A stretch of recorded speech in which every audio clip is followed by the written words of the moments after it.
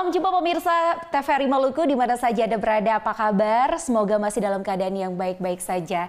Senang sekali saya Monika Sibala kembali hadir menjumpai ruang informasi Anda dalam program Dialog Maluku Bicara.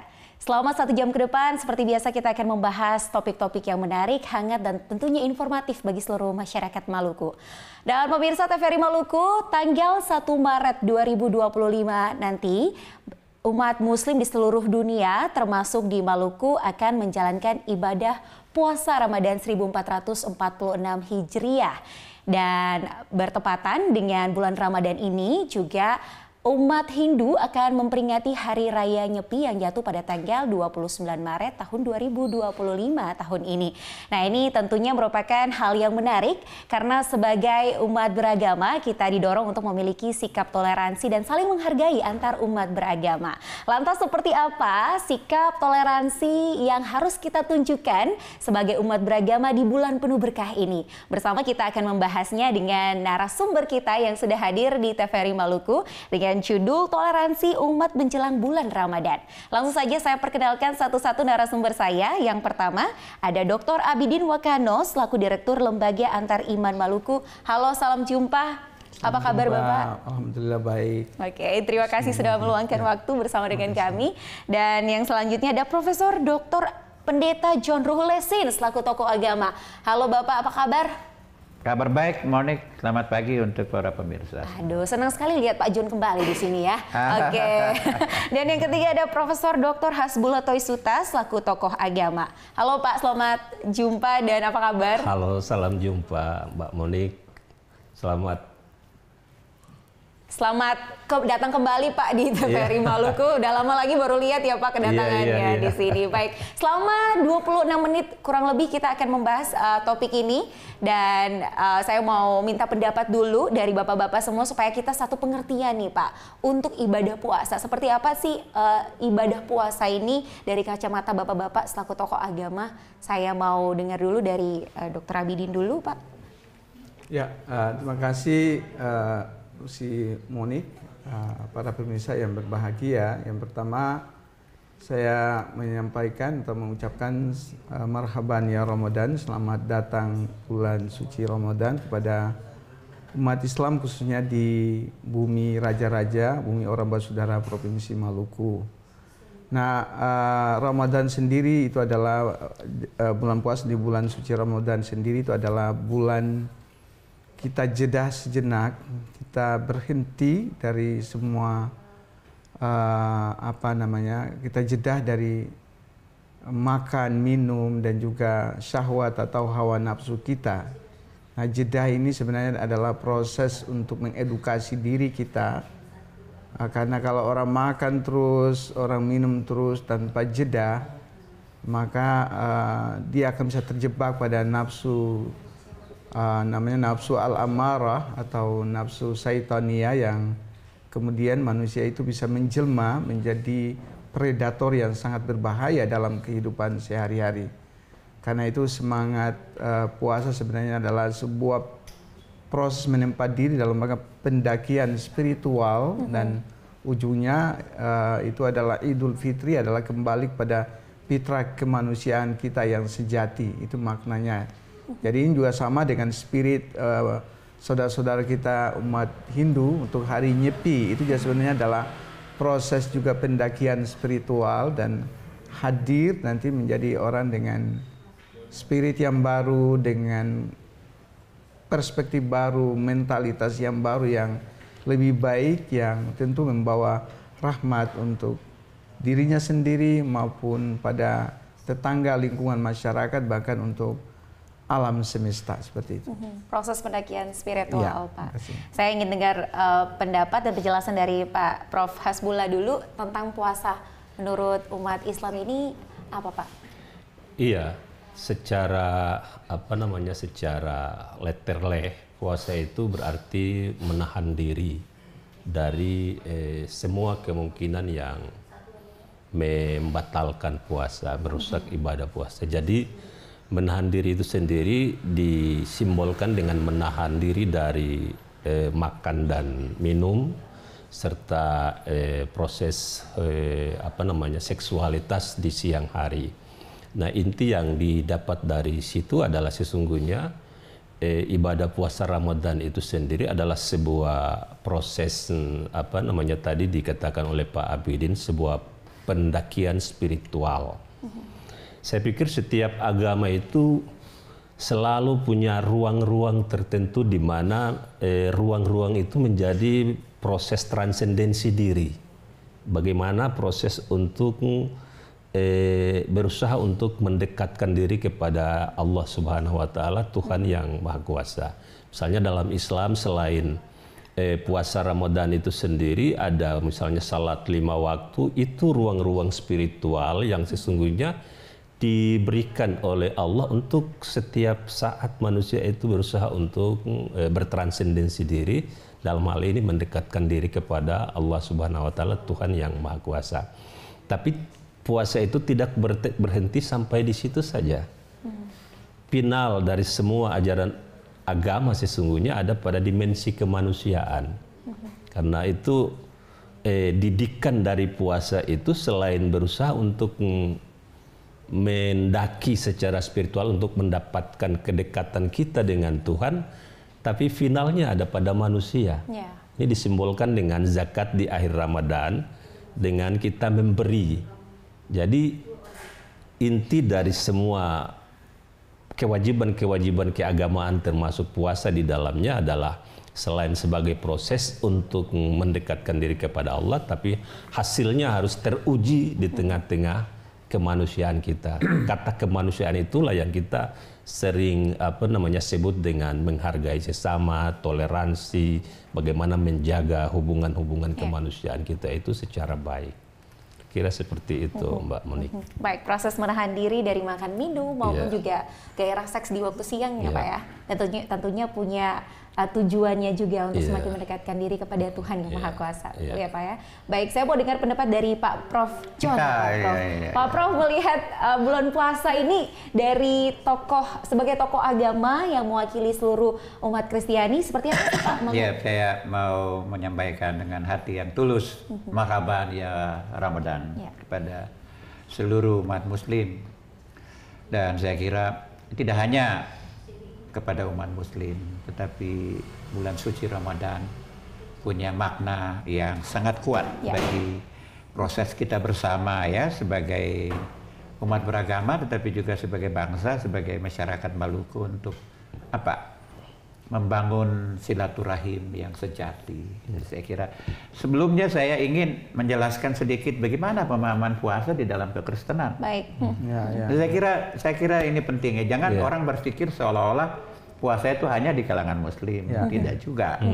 Puasa itu, oleh karena itu dari malam saya belajar juga, Mbak Monik ya. Sudah berapa SKS sekarang Pak? Coba untuk juga membaca untuk menjelaskan kepada umat, terutama umat Muslim dan juga kepada umat Kristen, apa sebetulnya makna puasa di dalam kekristenan. Jadi saya pertama, puasa di dalam praktek kekristenan itu sudah lama. Dia menjadi sebuah spiritualitas batin ya.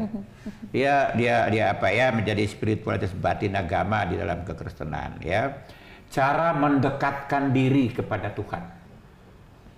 Jadi puasa itu tidak hanya soal makan. Puasa itu soal bagaimana kita mendekatkan diri kepada Tuhan. Ya. Dan saya kira itu penting sekali ya, penting sekali kita. Dan kalau kita melihat di dalam tradisi kekristenan ya, tradisi kekristenan itu dia proses penguatan spiritualitas kekristenan, mendekatkan diri kepada Tuhan tidak cukup hanya kepada Tuhan, tetapi bagaimana kemudian proses penguatan spiritualitas itu dia bermuara pada kepentingan membangun silaturahim bersama. Jadi itu di dalam kekristenan ya. Yesus sendiri di dalam Injil Markus ya, kepada saudara-saudara yang mendengar itu mengajarkan tentang hal berpuasa. Bahkan Yesus sendiri berpuasa 40 hari. Dan ada bermacam-macam. Ada di dalam kekristenan itu ada orang yang berpuasa 1 hari, ada 2 hari, ada 5 hari. Saya pernah berpuasa. Ketika menghadapi banyak masalah-masalah hidup, saya belajar untuk berpuasa. Tidak menahan diri. Puasa yang diajarkan oleh Yesus itu tidak untuk memamerkan diri. Itu penting. Ya, ya. Tidak untuk memamerkan diri. Tetapi membangun proses apa? Mengkonsolidasi seluruh hidup dengan Tuhan dan mengkonsolidasi seluruh relasi dengan kemanusiaan. Dan oleh karena itu menurut hemat saya, kalau kita bicara tentang toleransi dalam bulan-bulan puasa, sebetulnya kita bicara tentang kehidupan bersama, ya. Dan saya kira apa ya, kalau saya mau cerita banyak di dalam contoh Alkitab Perjanjian Lama, kisah-kisah apa yang diceritakan dalam persoalan-persoalan berpuasa itu. Ada yang harus 1 hari, ada yang 5 hari, ada yang beberapa hari. Itu terjadi di dalam kekristenan. Oleh karena itu puasa is not a new problem for us.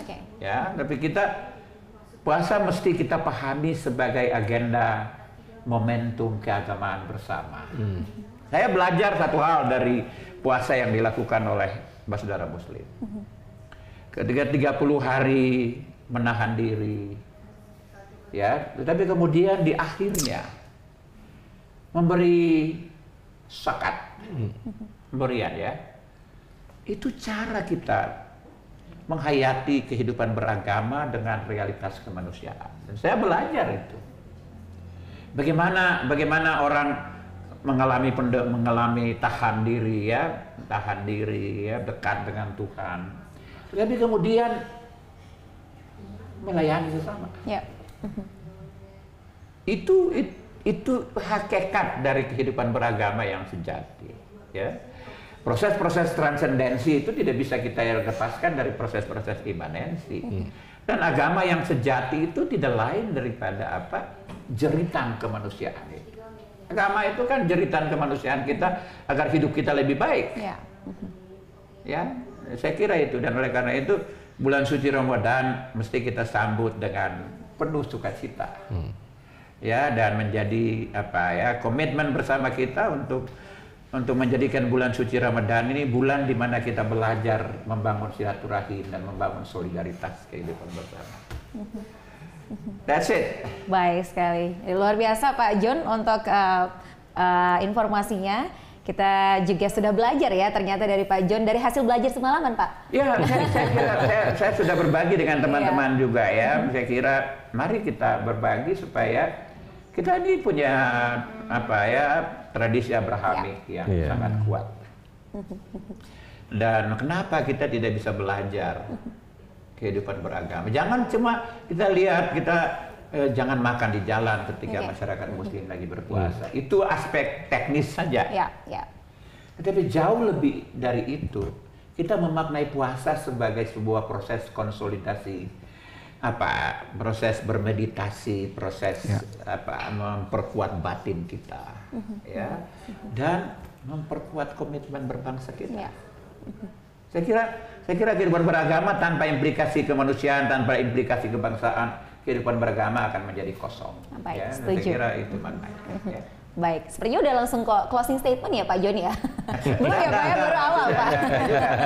Oke, baik, dari pemaparan dari Pak John tadi boleh kita lihat sebenarnya ada kesamaan ya antara puasa yang dijalani oleh umat Kristen dan juga umat Muslim.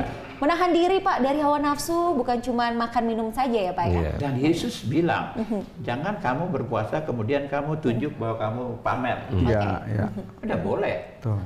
Jangan Anda berpuasa lalu Anda tunjukkan diri bahwa Anda sedang berbohong, nggak usah.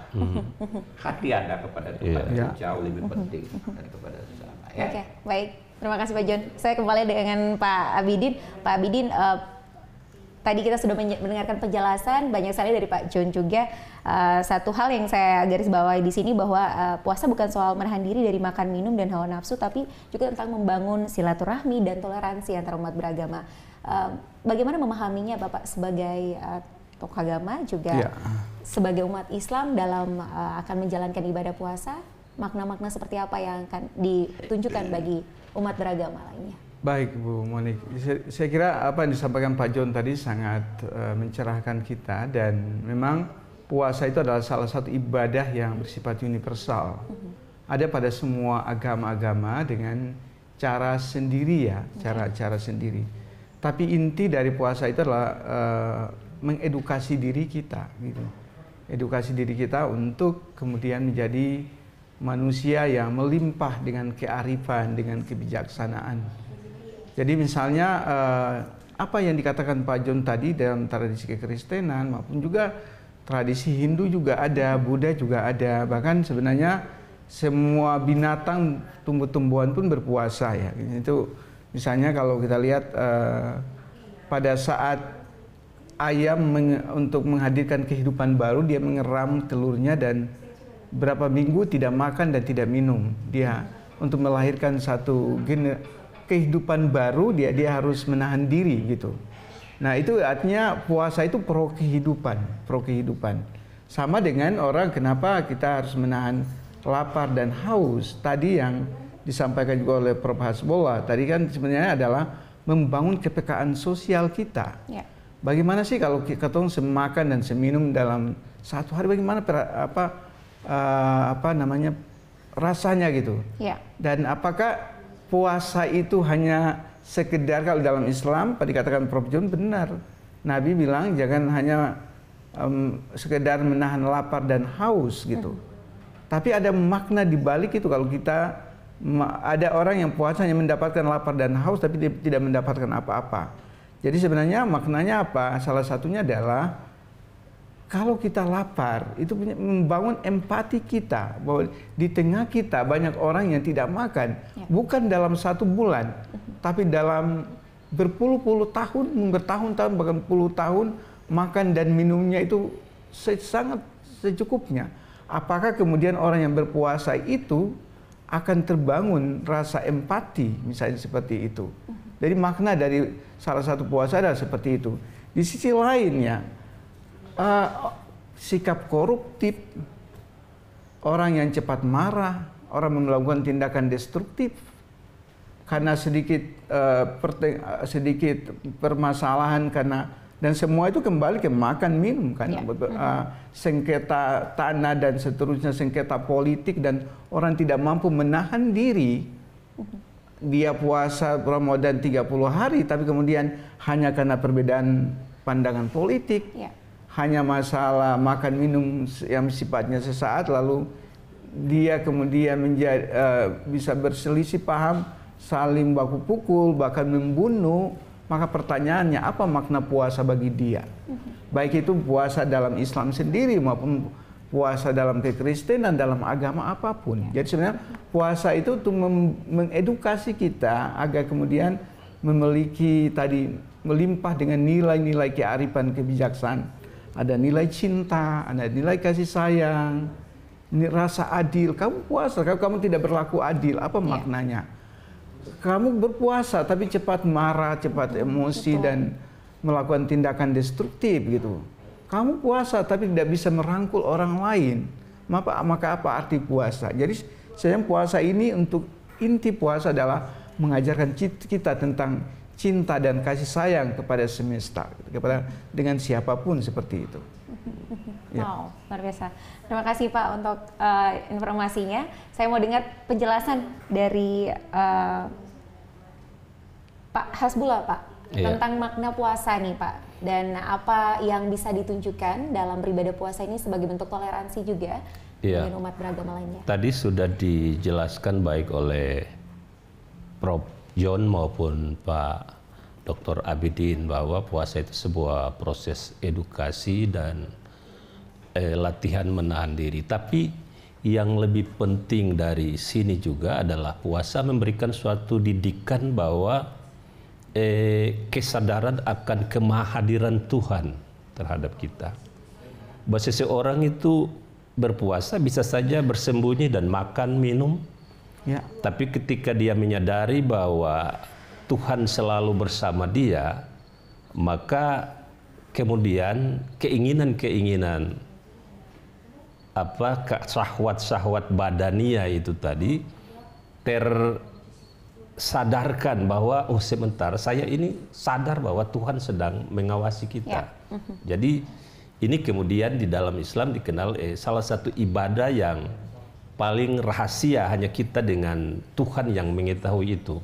Ya sama dengan disampaikan Pak Prof. John, Iya, puasa jangan untuk sombong-sombong. Iya, gitu. tidak untuk sombong-sombong, karena kita menyadari bahwa Tuhan itu omnipresent, serba hadir dan mengawasi kita. Itu yang penting dari didikan puasa itu sendiri. Tapi aspek yang paling monumental dari situ bahwa setiap dimensi dari agama itu adalah selain komitmen ketuhanan, implikasinya ada pada kemanusiaan. Ya. Jadi hubungan-hubungan toleransi, menjaga hubungan-hubungan persaudaraan dan solidaritas sesama itu yang menjadi penting.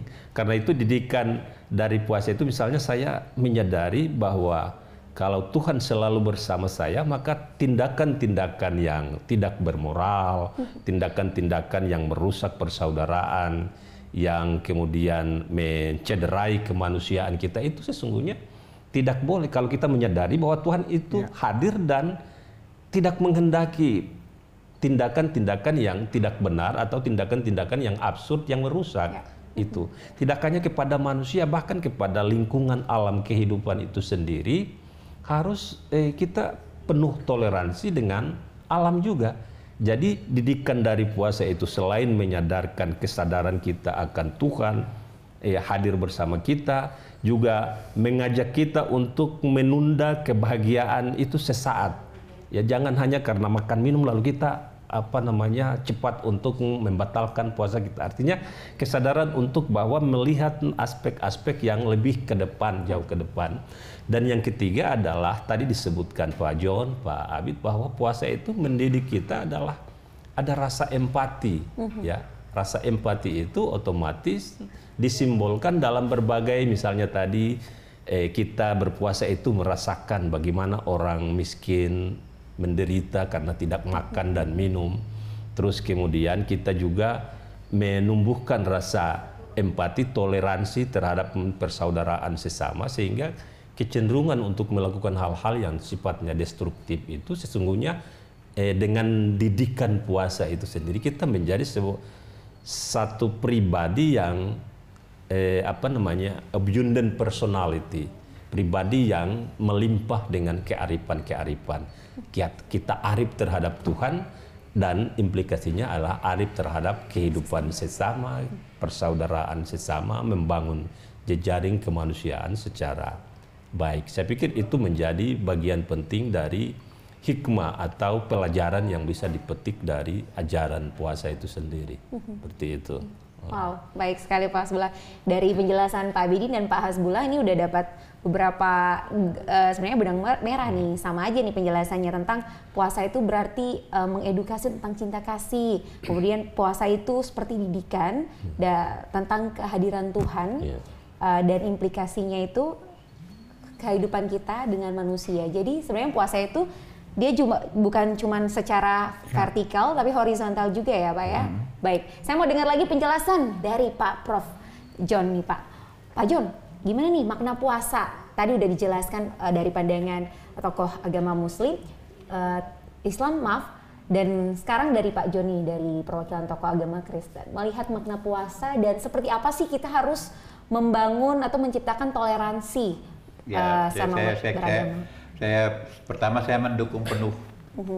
Saya mendukung penuh pikiran dari Prof. Hasbullah dan Dr. Abidin. Dr. Abidin ini rektor yayan kita ya. Kita harus ucapin selamat ya. Nanti saya akan jelaskan maknanya ya dalam perspektif toleransi. Tapi kepada seluruh umat Kristen ya, saya ingin menyampaikan 3 hal penting catatan ya.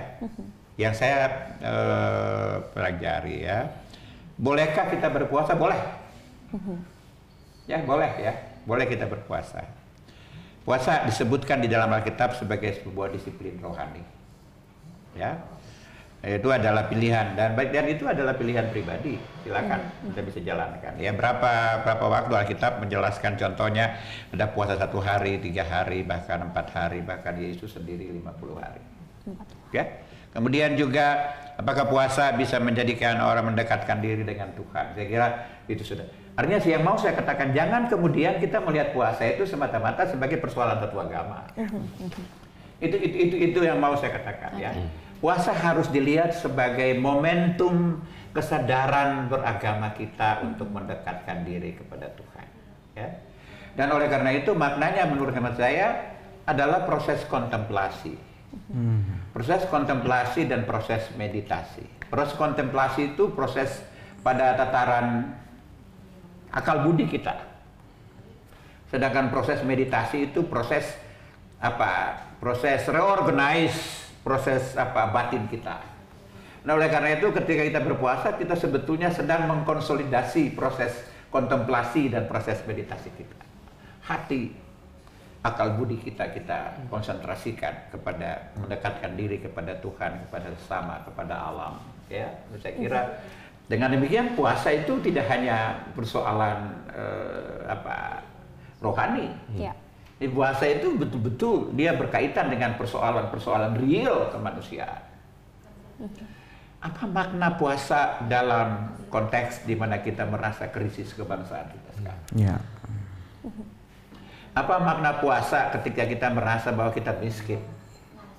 Apa makna puasa ketika kita merasa ada kekerasan di mana-mana?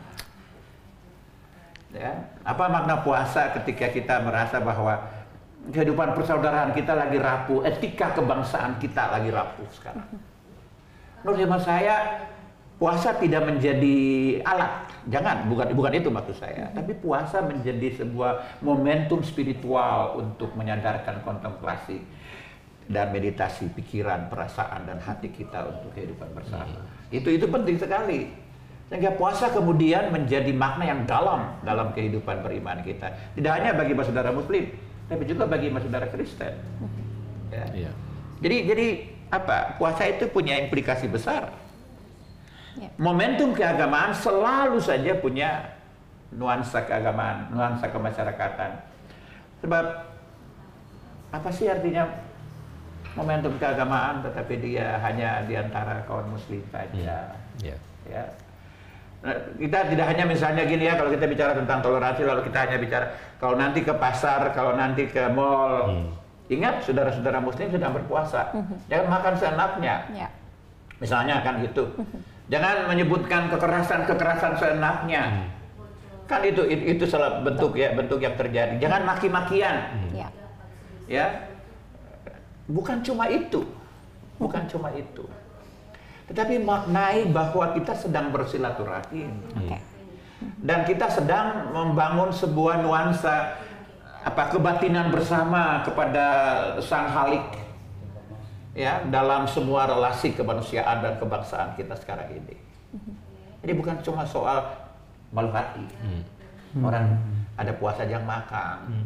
Kan sering orang merasa toleransi kan cuma itu, jangan malu hati. Saudara Muslim kalau Anda makan pun dia ada puasa, dia malah bersyukur. Dia bersyukur karena dia teruji. Ya, dia teruji. Jangan Anda pikir tapi itu hanya soal etik saja. Jauh lebih penting dari itu adalah bagaimana sih kita memaknai puasa bersama itu, ya? Puasa bersama itu, Anda merasa bahwa kita sekarang sama-sama sedang mencari momentum untuk mendekatkan diri dengan Tuhan. Dan bagaimana kita mendapatkan suasana batin baru pasca puasa untuk membangun bangsa ini secara lebih baik. Kalau itu tidak punya makna, seluruh momentum keagamaan. Begitu juga hari Nyepi ya. Mengapa kita harus Nyepi? Kita sudah sangat sibuk sekali. Hampir kita tidak pernah punya waktu untuk dekatkan diri dengan Tuhan. Diam itu momentum ya. Hening ya. Hening, momentum untuk kita menyadari batin kita, mengistirahatkan. Kadang mulut kita tidak pernah berhenti berbicara juga. Ya, semua ya, hampir tidak hanya yang indah tapi juga yang kotor kita keluarkan. Nyepi, puasa. Betul. Itu momentum-momentum di mana kita menyadari bahwa let God say something to us.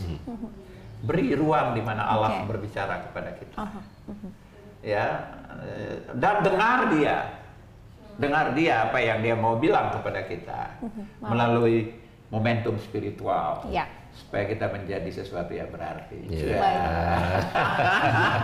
Baik Pak Prof, Pendeta John, terima kasih. Dan ini juga sama kayaknya yang tadi udah diungkapkan oleh Dr. Abidin tadi, bahwa sama proses jeda gitu ya. Jadi nyepi sama juga dengan jeda, kita istirahat sebentar gitu. Untuk mengenal, mengetahui apa yang Tuhan mau ngomong buat manusia untuk umatnya. Begitu ya Pak ya? Betul. Kita akan jeda sebentar untuk masuk lagi untuk segmentasi kedua dengan topik yang sama. Untuk itu jangan kemana-mana, tetaplah bersama kami.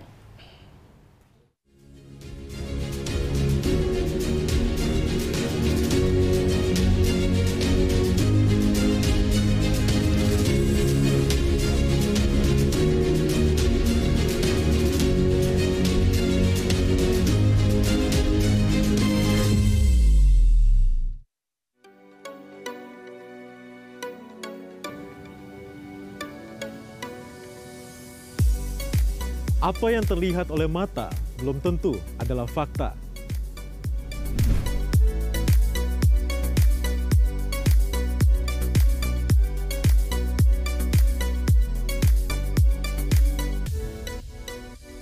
Ada kompleksitas yang perlu dieksplorasi untuk mendapatkan validitas informasi.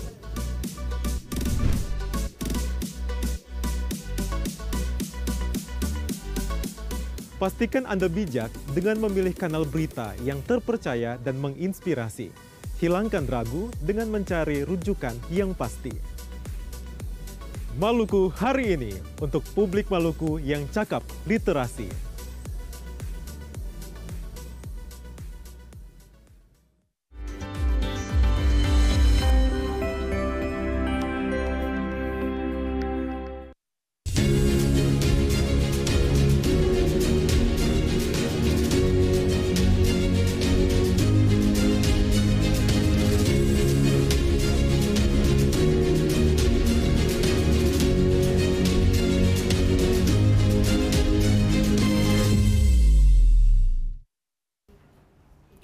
Terima kasih pemirsa, Anda masih bersama kami dalam program Dialog Maluku Bicara dan masih dengan topik kita, toleransi umat menjelang bulan Ramadan. Tetapi sebenarnya dalam pembahasan sudah sangat luas sekali ya topik ini. Baik, saya mau ke Pak Hasbullah lagi nih Pak. Kita udah bahas tentang pengertian, tujuan, makna puasa, baik dari perspektif umat Islam dan juga umat Kristen dan juga beberapa umat agama lainnya. Nah, kita masuk pada contoh-contoh implikasi bertoleransi dalam menjalankan ibadah puasa ini Pak.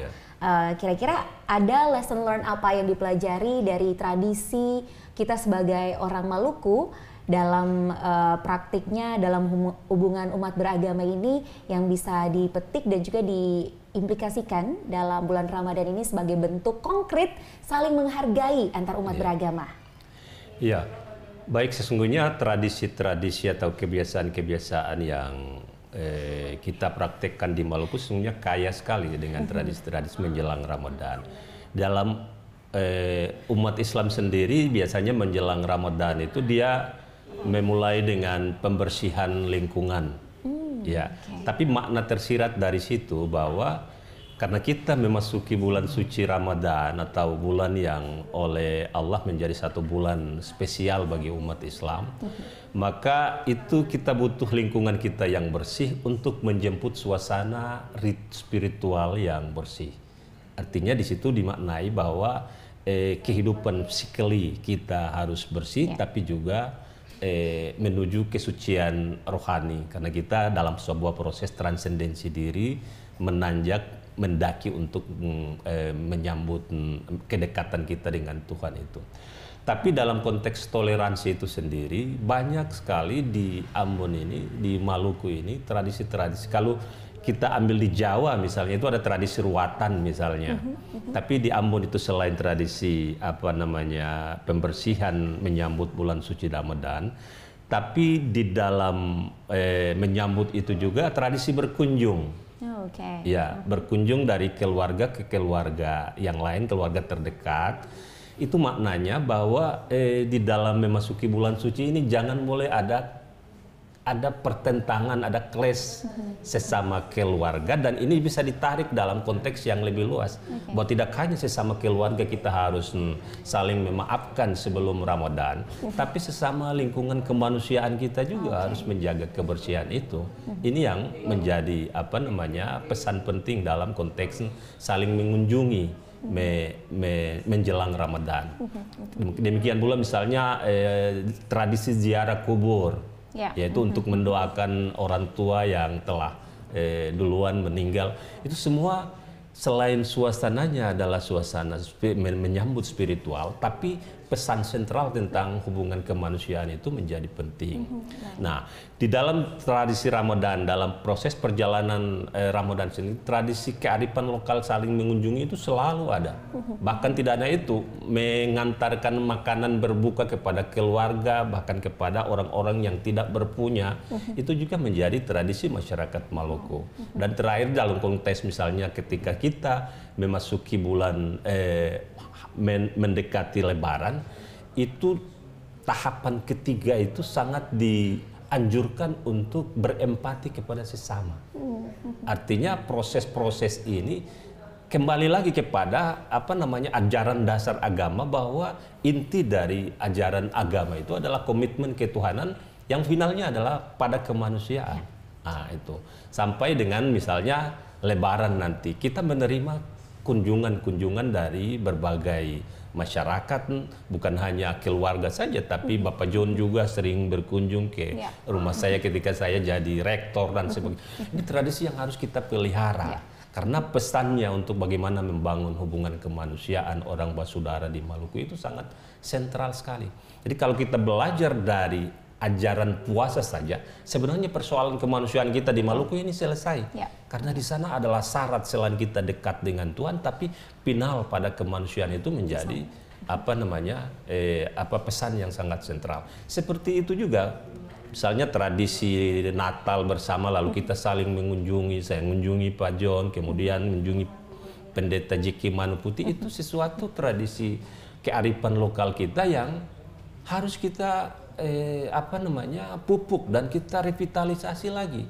Bahwa jangan sampai tradisi-tradisi saling mengunjungi di hari-hari besar ini menjadi punah di kalangan masyarakat kita. Jadi itu yang harus kita jaga dengan saling berkunjung, saling memaafkan, saling menjaga hubungan-hubungan sosial kita, relasi-relasi orang bersaudara di Maluku ini tetap kokoh dan terpelihara. Saya pikir itu yang penting yang kita dapatkan dari pesan Ramadan dalam konteks kemanusiaan universal. Itu. Wow, baik sekali. Terima kasih Pak Hasbullah untuk penjelasannya. Saya mau dengar pendapat dari Pak Abidin, seperti apa contoh konkret dari tradisi-tradisi orang Maluku yang bisa kita adopsi dan kita jalankan pada praktik kehidupan sekarang untuk menjelang bulan Ramadan ini, Pak. Baik, si Monik. Jadi apa yang disampaikan Pak Hasbullah benar, ada kita kaya sekali dengan tradisi-tradisi hidup orang bersaudara yang menurut saya sudah di level bukan sekedar koeksistensi tapi sudah proeksistensi. Itu satu hal yang menarik ya. Kita dari dulu punya tradisi saling mengunjungi menjelang puasa. Tadi sudah sampai Pak Hasbullah tadi membersihkan rumah kita, tapi sebenarnya bukan rumah saja, itu maknanya adalah membersihkan rumah itu sesuatu yang harfiah, yang ini, tapi secara itu adalah pensucian batin kita untuk memasuki bulan puasa. Lalu kenapa kita harus mengunjungi saudara-saudara kita? Itu adalah tadi kita melakukan rekonsiliasi. Apa arti peri ketuhanan tanpa peri kemanusiaan? Jadi kita harus menyambung silaturahim. Untuk memasuki bulan suci kita harus bersih secara total dari berbagai penyakit hati, dendam, iri hati, dengki dan sebagainya. Kita harus bersihkan. Simbolnya dengan kita membersihkan rumah kita ke kuburan orang tua atau kerabat yang sudah meninggal. Itu juga mengingat tali kasih kita dengan mereka gitu. Dan juga dengan saudara-saudara tetangga kita merajut kasih untuk totalitas menghadap kepada Allah. Apa arti peri ketuhanan tanpa peri kemanusiaan? Ada istilah peri kemanusiaan tanpa peri ketuhanan itu absurd. Tapi peri ketuhanan tanpa peri kemanusiaan terlaknat oleh Tuhan sendiri. Artinya agama itu adalah untuk kemanusiaan. Pada akhirnya kita ini kan semua beriman tidak menambah kekuasaan Tuhan, dan kita semua kafir pun tidak mengurangi kekuasaan Tuhan. Jadi kita beragama ini untuk kemanusiaan kita sendiri gitu. Jadi bukan karena akan membawa keberkahan buat Tuhan, tapi untuk diri kita sendiri dalam konteks itu. Dan kita punya praktek-praktek itu dapat kita lihat disimbolkan, misalnya di dunia yang sangat modern dan manusia sudah sangat individualistik ini ya, ada kearifan lokal kita yang merawat kita untuk kembali merajut tali kasih itu. Di bulan puasa kita punya tradisi, misalnya kan kalau sebelum puasa kan mama katong kehilangan tradisi dulang bersama.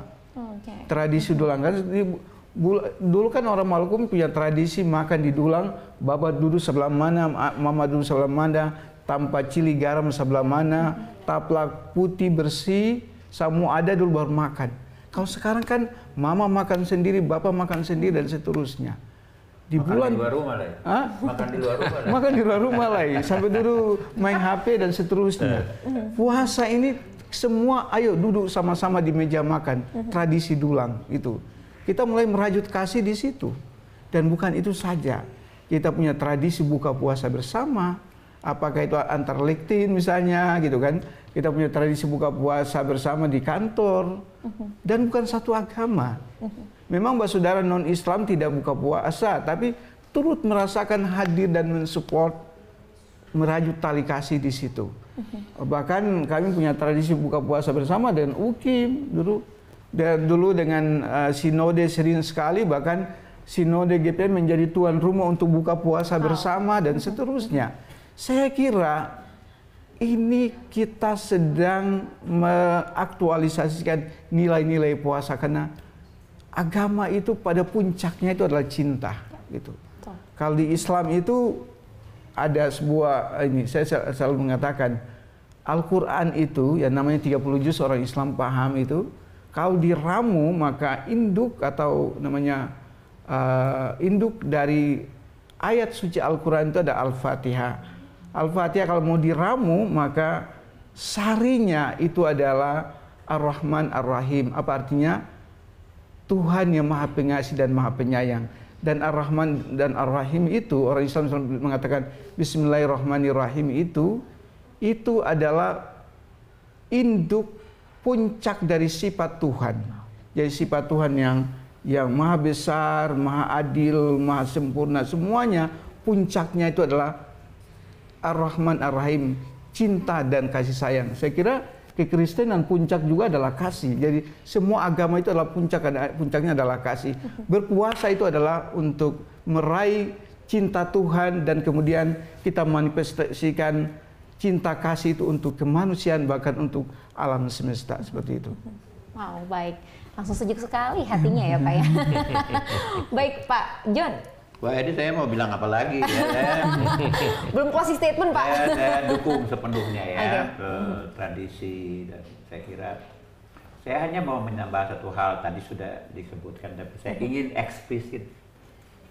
Bagaimana kita memaknai minal aidin wal faizin? Iya, ya. Itu punya makna yang besar, ya, makna yang besar menurut saya ya. Artinya minal aidin wal faizin tidak hanya kita bicara saling memaafkan, tapi minal aidin wal faizin itu di dalam kekristenan salah satu ungkapan yang penuh sukacita adalah apa? Berterima kasih. Iya. Berterima kasih dan menerima segalanya dengan penuh sukacita. Dan minal aidin wal faizin itu menurut hemat saya itu ungkapan yang penuh sukacita, ya.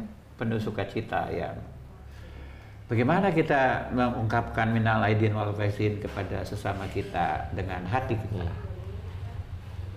Dengan hati, tidak hanya pada bulan puasa. Tidak hanya pada Idul Fitri. tetapi dalam seluruh fakta realitas kita bermasyarakat, berbangsa dan bernegara. Bangsa kita punya, saya melihat salah satu aspek kerapuhan bangsa kita adalah kerapuhan etik. Dan minal aidin wal faizin saya memaknai sebagai sumber etik yang kuat sekali untuk memperkuat solidaritas kehidupan bersama, gitu ya. Saya merasa itu maknanya. Kita belajar tentang kesabaran di tengah bangsa ini. Kita belajar tentang etik kesabaran. Kita belajar tentang hindari kekerasan. Kita belajar tentang bersabar dalam banyak hal. Maknanya menurut saya punya kandungan spiritualitas yang paling dalam di situ. Ya, dan tradisi ini menurut hemat saya tradisi yang ada pada semua agama. Dan saya kira mari kita jaga minal aidin wal faizin. Ya, itu akan mendorong kita untuk menjadi manusia Maluku yang sejati. Ya, kalau kita lepas dari itu, lepas dari minal aidin wal faizin, kita tidak menjadi manusia Maluku yang sejati. Ya, saya kira kita akan bicara konflik lah, kita akan bicara kekerasan lah, kita akan bicara segala macam. Baik. Saya kira itu saja memasuki bulan suci Ramadan. Saya memesankan itu. Belum closing statement, Pak. Oke, tahan dulu sebentar, Pak. Pak John, tradisi dari umat Kristen sendiri yang berhubungan juga sebenarnya dengan tradisi kita sebagai masyarakat Maluku, apa saja nih Pak yang juga turut memberikan empati atau rasa toleransinya bagi umat Muslim selama beribadah puasa? Ya, saya kira selama beribadah kita ini ya, selama beribadah dalam 1 bulan ya, masalahnya bukan cuma 1 bulan ya, bahkan dalam seluruh bulan, seluruh bulan ya, tradisi untuk saling, tidak hanya saling memaafkan ya, saling menopang, saling mendukung ya, gotong royong ya, tradisi-tradisi seperti itu harus kita rawat ya, harus kita rawat. Saya ingat betul di bulan-bulan suci Ramadan ini biasanya orang-orang berpela ya. Orang-orang berpela itu biasanya datang bawa sumbangan. Ya, orang-orang berpela itu datang bawa sumbangan, entah pisang, entah itu kelapa muda. Ya, saya menemukannya ya. Dan itu saya kira itu sebuah tradisi yang jangan kita lihat sebuah tradisi itu hanya matre. Jangan. Tapi tradisi itu adalah wujud dari silaturahim kita. Dari minal aidin wal faizin. Ya, dan itu harus kita maknai di situ. Sebab kalau tradisi itu kita lihat hanya sudah beta membela jadi beta bawa pisang, bawa kelapa muda, bukan itu, bukan itu yang penting. Itu perlu, tetapi itu tidak cukup. Ya, tapi yang mau dikatakan adalah suasana batin kita untuk memaknai Ramadan itu dengan minal aidin wal faizin, ya, saling menopang. Saya kira itu. Saya kira itu. Kalau itu kita lakukan, teman-teman, saya optimis Maluku ini damai. Baik, Pak Prof. Pendeta John untuk pendapatnya. Pak Abidin, sekarang kan kalau kita lihat ada yang namanya fenomena war takjil atau rebutan takjil. Ini warga atau masyarakat yang non-muslim juga ikut berpartisipasi nih untuk rebutan beli takjil.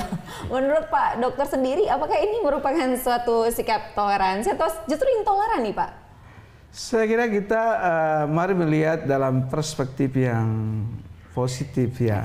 Sebenarnya saya ingin mengatakan itu bagian dari semarak keberkahan Ramadan. Wah, baik. Nah, jadi misalnya apa ya, kita ini kan hidup dalam ruang-ruang segregasi nih kan, Islam, Kristen gitu kan. Sebenarnya puasa itu juga menjadi media baku dapa. Tajil itu sebenarnya menjadi media baku dapa, baku sayang.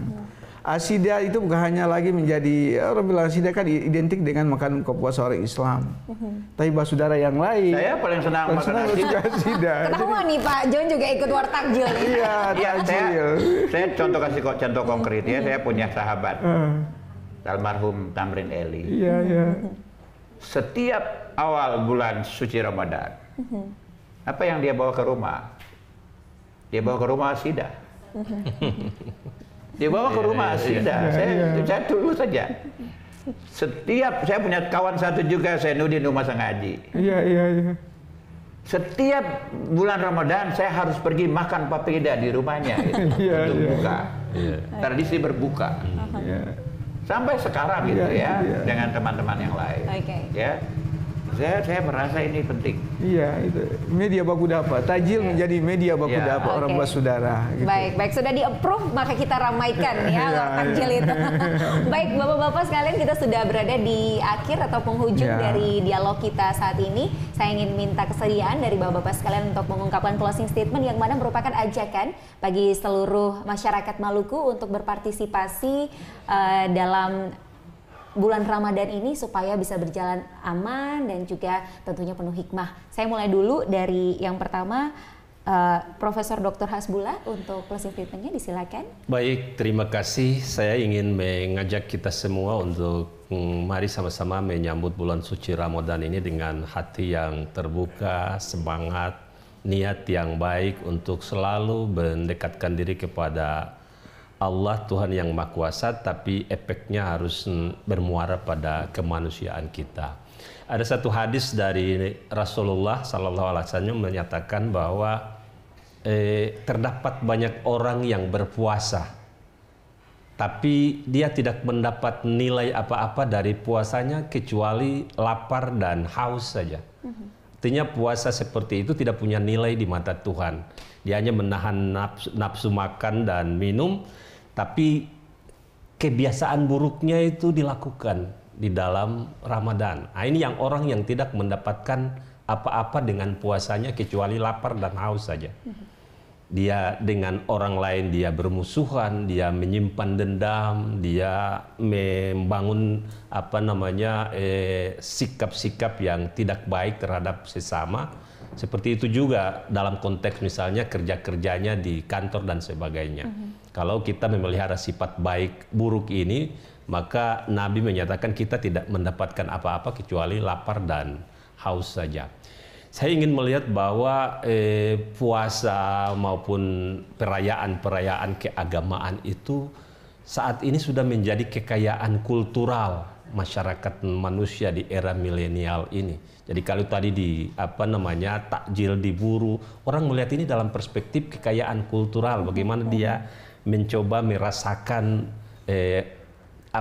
kegembiraan ketika Muslim bertakjil. Seperti itu juga fenomena misalnya di Amerika, banyak orang yang non-Kristen merayakan Natal. Ada orang yang datang ke Bali pada saat Nyepi, dia justru merasa situasi hening itu selama pengalamannya di seumur hidupnya itu dia merasakan bahwa sesuatu yang luar biasa terjadi pada saat hening itu. Maka nilai puasa ini tidak berhenti pada menahan lapar dan haus saja, tapi implikasi sosialnya itu harus kita pelihara. Hubungan-hubungan orang bersaudara di Maluku, hubungan-hubungan di dalam pekerjaan kita itu harus terbangun secara baik setelah kita berpuasa nanti. Jadi tadi Pak John bilang puasa itu bukan hanya 1 bulan, tapi dia harus menjadi proses edukasi sepanjang masa kehidupan kita. Saya pikir itu. Baik, terima kasih Pak Prof. Saya mau ke Pak Prof Pendeta John, silakan closing statement-nya Pak. Saya pendek saja. Saya hanya mau mengatakan marhaban ya Ramadan kepada seluruh umat Muslim memasuki bulan suci Ramadan dengan iman dan kesungguhan bahwa kita sedang mencari Tuhan. Dan Tuhan itu sedang menanti kita dalam seluruh hidup kita, baik yang Kristen maupun yang Islam. Kita mencari Tuhan untuk menjadikan Maluku ini sebagai tempat yang penuh sukacita bagi kita diami, bagi bangsa ini. Bulan suci ini mesti menjadikan seluruh kehidupan kita suci dan damai. Saya kira itu yang mau saya sampaikan. Selamat merayakan. Oke, baik, terima kasih Pak Prof. bulan suci Ramadan. Jodolesi. Wassalamualaikum warahmatullahi wabarakatuh. Waalaikumsalam. Yang terakhir adalah Pak Prof. Dr. Hasbullah, silakan. Pak Ya, Abidin. mohon maaf Pak Dr. Abidin. Ya, iya saya ingin menyampaikan closing statement ini dengan sedikit berefleksi. Saya sangat tersentuh, memori saya kembali beberapa perjalanan hubungan saya dengan mbak saudara non-Islam. Pak John sendiri, ada pendeta Jeki, ada Pak Bruri Henry, pendeta Eta, ada beberapa teman-teman pastor. Itu selalu telepon saya, Assalamualaikum. Kalau Pak Prof John bilang, Din gimana kabar? Dengan anak-anak, ma itu dong ada baik-baik kah? Selamat menyambut puasa dengan sukacita, dong sehat-sehat semua. Begitu juga dengan pendeta Jeki dan kawan-kawan. Itu melebihi dari sesuatu yang bersifat material gitu. Jadi itu sebenarnya adalah kekayaan kultural kita yang sangat kaya, dan saya kira puasa ini juga, baik puasa Natal maupun Nyepi hari yang lain kan mengajarkan kita untuk merajut kasih, dan ini menjadi modal sosial untuk kita membangun Maluku yang benar-benar aman, Maluku yang dalam spirit orang Maluku bilang potong di kuku rasa di daging, ale rasa beta rasa sagu salempeng dibagi dua. Jadi mari kita menyambut puasa ini buat saudara Muslim dengan penuh sukacita. Marhaban ya Ramadan, kita akan menjadi orang yang semakin dekat kepada Allah, menjadi insan yang muttaqin, dan kemudian melimpah dengan kearifan. Kita belajar untuk menjadi orang yang memberi kasih, menjadi rahmat untuk semesta. Belajar untuk saling memahami, belajar untuk saling mencintai, belajar untuk saling membanggakan, dan belajar untuk saling menjadi sumber keberkahan kepada sesama. Saya kira demikian. Baik, Dr. Abidin, untuk closing statement-nya yang juga sangat emosional ya. Baik, terima kasih sekali lagi untuk seluruh narasumber saya yang hari ini sudah hadir dan berbagi bagi semua pemirsa TVRI Maluku. Terima kasih kepada Pak Dr. Abidin, Pak Prof. Pendeta John, dan juga Pak Prof. Hasbullah. Terima kasih sekali lagi. Dan sekali lagi selamat menjalankan ibadah puasa bagi seluruh umat Muslim yang berada di Maluku, di 11 kabupaten kota. Dan pada akhirnya saya ingin menghimbau untuk kita semua, mari membangun semangat kerukunan dan toleransi antar umat beragama, sebab ibadah Ramadan dan juga hari Nyepi bukan semata-mata hanya untuk meningkatkan kesalehan ritual individual saja, namun juga kesalehan sosial antar sesama. Demikian program Dialog Maluku Bicara edisi kali ini. Saya Monika Sipala pamit, sampai jumpa di lain kesempatan. Terima kasih.